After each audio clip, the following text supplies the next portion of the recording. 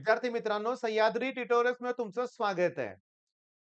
एक ना वेगळंच वातावरण तयार झालंय बरं का. मी ते ऑब्झर्व्ह करतोय. प्रत्येक जण अभ्यासाला लागलाय, मन लावून अभ्यास करतोय. काल तर काय झालं, दुपारी क्लास होता. ओके. एक विद्यार्थी आला. आल्यावर म्हणला, "सर आशीर्वाद द्या." पाया पडला लगेच म्हणला, "आशीर्वाद द्या." मी इतका खुश झालो. म्हणलं, "काय झालं काय? कुठल्या गोष्टीसाठी आशीर्वाद पाहिजे?" मला वाटलं काय बर्थडे वगैरे काय यायचा. नाही म्हणला, "सर, आजपासून जोरात अभ्यास करणार आहे. तुम्ही आशीर्वाद द्या, बाकी माझं मी करतोच." इतकं छान वाटलं ना तुम्हाला सांगतो, की नाही रे, सगळेजण टॉपर नसतात रे. पण काही लोकं जी आहेत ना, ज्यांना करायचा आहे अभ्यास, पण योग्य मार्गदर्शन मिळत नाही ना, अशी मुलं खूप आहेत. आणि या मुलांसाठी आपलं चॅनल आहे आणि काल आपण लाईव्ह घेतलं होतं.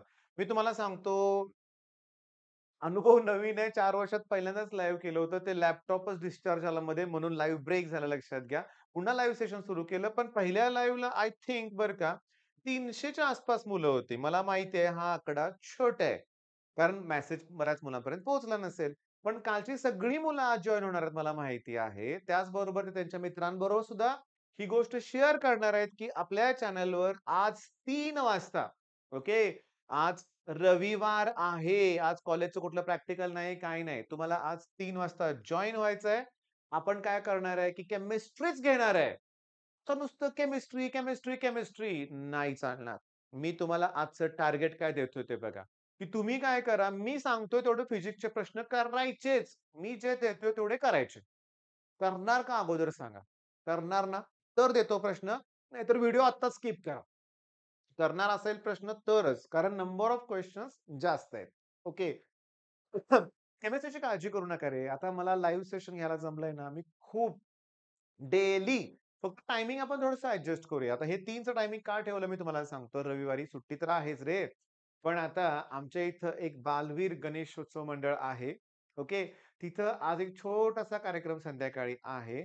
परिसरातील अतिशय असे म्हणतो ना आपण नामवंत व्यक्ती, नामवंत नको रे म्हणायला. म्हणजे ज्यांनी समाजासाठी काहीतरी आयुष्य खर्च केलं, अशी काही लोकं आहेत, त्यांचा सत्कार तिथं होणार आहे. मी तुम्हाला सांगू का? आमच्या साताऱ्यात ना एक सीए आहेत, चार्टर्ड अकाउंटंट. ओके. त्यांच्या मिसेस त्यांनी पण लॉचं शिक्षण पूर्ण केलं होतं. त्या पण काहीतरी त्यांना त्या क्षेत्रात मदत करत होत्या. आज त्यांचं वय आहे 70 पेक्षा जास्त. मग आज ते काय करत असतील? ओके. त्यांचं ऑफिस होतं, सीए ते फर्म तुम्हाला माहिती आहे ते वेगळंच आहे. पण आज ते जवळ-जवळ 30 पेक्षा जास्त गायींचा सांभाळ करतायत. मी तुम्हाला सांगू का? आम्हाला जसा वेळ मिळाला, मी, मनीष, माझा मुलगा आहे, जसा वेळ मिळाला, आम्ही त्या गोशाळेत जातो. तिथं गेल्यावर एवढं मन प्रसन्न होतं ना आणि एक जाणीव होते, की 70-75 वयाचा व्यक्ती पण एवढ्या गायींची सेवा करतोय. तर मला सांगताना अतिशय आनंद होतो, की तिथं अशी अनेक लोकं येतात सेवा देण्यासाठी. गाईचं शेण काढायसाठी, चारा घालण्यासाठी म्हणूया आपण. एक लक्षात घ्या, हा प्रत्येकाचा आस्थेचा विषय आहे. काही लोकांना ह्या गोष्टी आवडेल, न आवडणार नाहीत. पण मी तुम्हाला सांगू का? त्यांचं कार्यच खरोखर महान आहे. विचार करा ना, मग त्यांचा सत्कार आहे आज संध्याकाळी. दुसरी गोष्ट महत्त्वाची अजून, ठाणे सर. मी तुम्हाला सांगतो, ही जी व्यक्ती आहे, आता कसं आहे माहिती का, की साताऱ्यात आणि जर ढाणे सर म्हणलं, तर आमच्या इथे एक पाडळी गावाचं गाव आहे. गावातल्या सगळ्याच लोकांचं आडनाव ढाणेच आहे आणि मी तुम्हाला सांगतो, की त्यातले सगळेच शिक्षक आहेत म्हटलं तरी काही हरकत नाही. म्हणजे त्या गावात अगदी घरटी ढाणे आडनावाचे म्हणजे ढाणे आडनावाची व्यक्ती आहे ना, ती प्राथमिक किंवा माध्यमिक शिक्षक आहेच आणि खरं सांगू का? संतोष ढाणे, मी सरांचं नाव चेक केलं बरं का. संतोष ढाणे सर. मी गेले 2-3 आठवडे सरांच्या शाळेत जातोय. तिथलं वातावरण मी बघितलंय. सरांनी त्या प्राथमिक शाळेत सर एकटे नाहीत बरं का, शाळेचे मुख्याध्यापक पण आहेत. त्यांचा सपोर्ट असल्याशिवाय होणारच नाहीये. अजून पण एक शिक्षक आहेत. ओके. आता ह्या लाईव्हच्या ह्याच्यात किंवा मला त्यांचं नाव सगळ्यांची आठवत नाहीये. मी तुम्हाला सांगतो या तिघांनी मिळून त्या शाळेचा कायापालट केलाय. मग त्यांचा आज सत्कार आहे आमच्या मंडळात म्हणूया आपण. संध्याकाळी मी थोडंसं तिथं असणार आहे. पण मी तुम्हाला सांगू का? दुपारी लाईव्ह सेशन घेतोय ना, बरं मुद्द्याचं बोलूया. टार्गेट, टार्गेट हे तुमच्या समोर आहे. जवळ-जवळ मी 50 प्लस डेफिनिशन दिलेत. पहिल्या धड्यापासून शेवटच्या धड्यापर्यंत. पेज नंबर दिलेला नाहीये. ओके. तुम्हाला जसं समजेल तसं कमेंटमध्ये पेज नंबर तुम्ही द्या. बाकीच्या मुलांना पण फायदा होईल.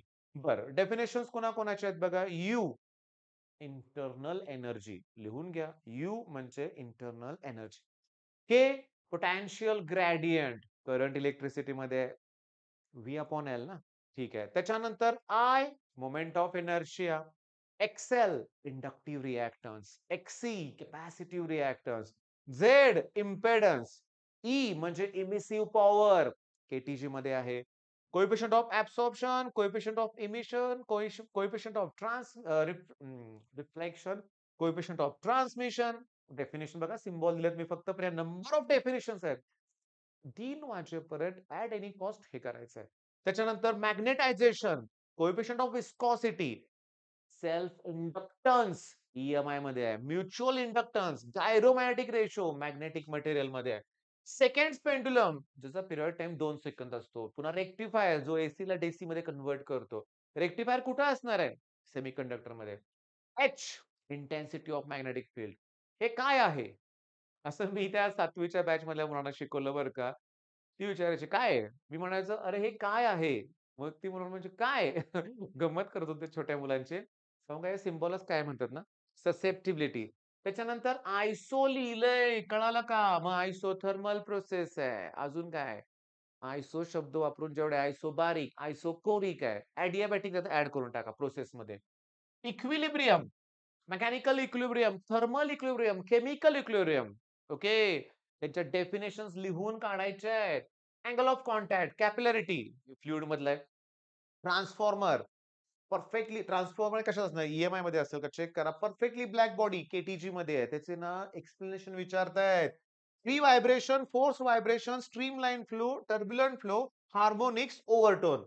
आता हे जे आहे ना, हे सुपरपोजिशन ऑफ वेव्ह मध्ये असण्याची शक्यता आहे बघा. स्ट्रीमलाईन फ्लो, पण डेफिनिशन लिहायच्यात. मी तुम्हाला डिस्टिंग्विश दिलेलं नाहीये टार्गेट आजच्या मध्ये. मी तुम्हाला डेरिव्हेशन दिलेलं नाहीये. लॉ एक सुद्धा घेतलेला नाहीये. Only definitions. अरे कुठला पण पेपर काढा, कोणत्याही कॉलेजचा पेपर काढा, कुठलाही काढा. मी तुम्हाला सांगतो ह्या डेफिनेशन दिसणार, दिसणार म्हणजे दिसणारच तुम्हाला. ओके. बर. आता नेक्स्ट पेजवर उरलेलं डेफिनेशन सांगतो. Velocity gradient. Okay. Degree of freedom. Stationary वेव्हची पण डेफिनेशन आहे. मग node, antinode, Fresnel diffraction, Fraunhofer diffraction. हे सोर्स डिस्टन्सवर डिपेंड आहेत ते लक्षात घ्या. आणि मी तुम्हाला सांगू का, आता लक्ष द्या बरं का. मी थोडेसे क्वेश्चन शोधतोय बरं का अजून, की मॅडम ना बऱ्याचशा कॉलेजचे पेपर आहेत बरं का. केमिस्ट्रीचा पेपर आहे हा. केमिस्ट्रीचाच पेपर आहे पुन्हा आणखीन. ओके. मला ठीक आहे, ते प्रश्न मी हुडकतो बरं का. इंग्लिशचा पेपर पण आहे माझ्याकडे, मॅथेमॅटिक्स आहे. पण अरे आम्हाला फिजिक्सचा पाहिजे, सापडला फिजिक्सचा. हे कोल्हापुरातलं बेस्ट कॉलेज आहे, विवेकानंद कॉलेज बरं का. त्यांचा पेपर आहे आणि मी तुम्हाला सांगतो बघा, define coefficient of absorption, coefficient of reflection, coefficient of transmission. ऐका 3 मार्काला प्रश्न आलेला आहे. म्हणजे तुम्ही कोणताही पेपर घ्या, आपण हे दिलेले प्रश्न येणारच. आयसोबारिक प्रोसेस, आयसोकोरिक प्रोसेस आहेच. त्याच्यानंतर मी तुम्हाला सांगतो पॅरालॅक्सिस थेरम, परपेंडिक्युलर थेरम, बाकीच्या बाजून प्रश्न भरपूर आहेत रे. पण ह्यातले प्रश्न 70 मार्काचा आपला पेपर आहे आणि काय 40-50 मार्काला येणार नाहीत एकदम बरं का लक्षात घ्या. मी नुसतं डेफिनेशन्स देतोय ना. बघा पोलार, नॉन पोलार हे पण आहे. Nuclear fission, fusion, decay law. Half लाईफची डेफिनेशन करा. रिपल फॅक्टर, डार्क रेझिस्टन्स हे कशात आहे? हे सेमीकंडक्टर मध्ये आहे. आता मोजत बसू नका. 50 प्रश्न झालेले आहेत. At any cost. बघा मी तुम्हाला सांगतो वातावरण निर्मिती झालेली आहे. 10 दिवस उरलेत. आपण जीव तोडून अभ्यास करतोय. काय करायचंय आपल्याला आज? आजचा संडे म्हणजे काय फंडे नाही. आज लढायचंय आणि लढताय तुम्ही हो आणि तुमच्यामुळे मला प्रेरणा पण मिळते. मी तुम्हाला सांगू का? Live session. ओके. 4 वर्षापासून YouTubeवर व्हिडिओ अपलोड करतोय. घाबरत होतो मीच लाईव्ह सेशन घ्यायला. जमेल का आपल्याला ह्या गोष्टी वगैरे. पण झालं. परफेक्ट झालं.